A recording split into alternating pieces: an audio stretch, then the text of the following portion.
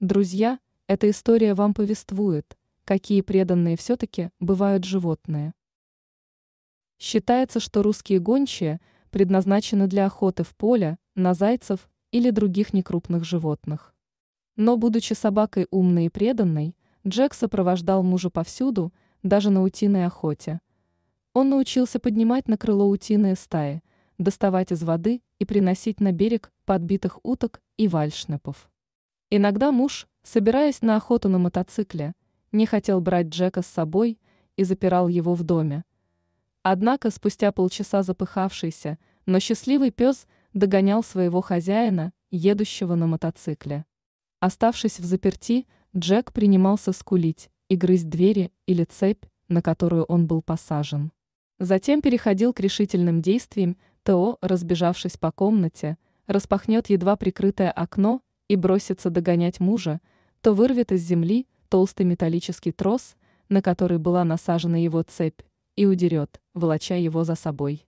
А однажды даже пытался убежать вслед за своим хозяином, завалив на землю кусок забора, к которому была прибита его цепь.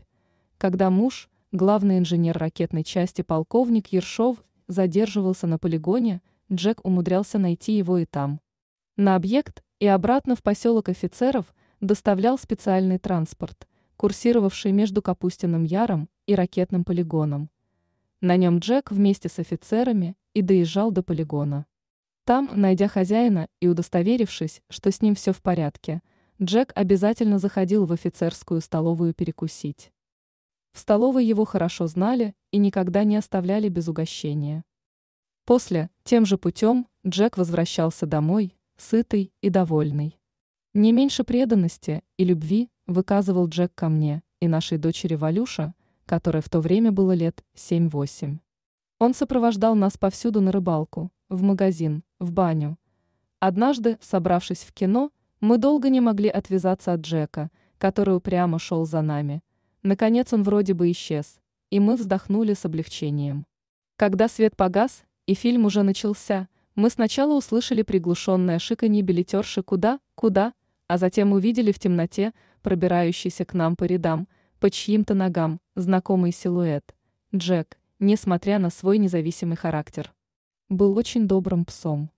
Валентина играла с ним, трепала за уши, ездила верхом. Зимой дочь запрягала Джека в санки, и он с удовольствием возил ее, но всегда по одному и тому же маршруту, от помойки до помойки. Когда Валя пошла в школу, Джек счел своей обязанностью сопровождать ее и туда. Дойдя до ворот школы, он норовил проникнуть и дальше. Будучи оставленным за воротами, хитрый пес и не думал уходить, а прятался в кустах и выжидал. Когда звенел звонок, дверь открывалась, и в класс входила учительница. Следом за ней, под дружный хохот детей, входил Джек, гордо виляя хвостом. «Это еще что такое?» – строго спрашивала учительница, увидев в классе собаку. «Мы его знаем, знаем», – кричали дети в ответ. «Это же Джек Ершов. Вот такая преданность у собак». Если вам понравилась история, подписывайтесь на наш канал, пишите комментарии и ставьте лайки.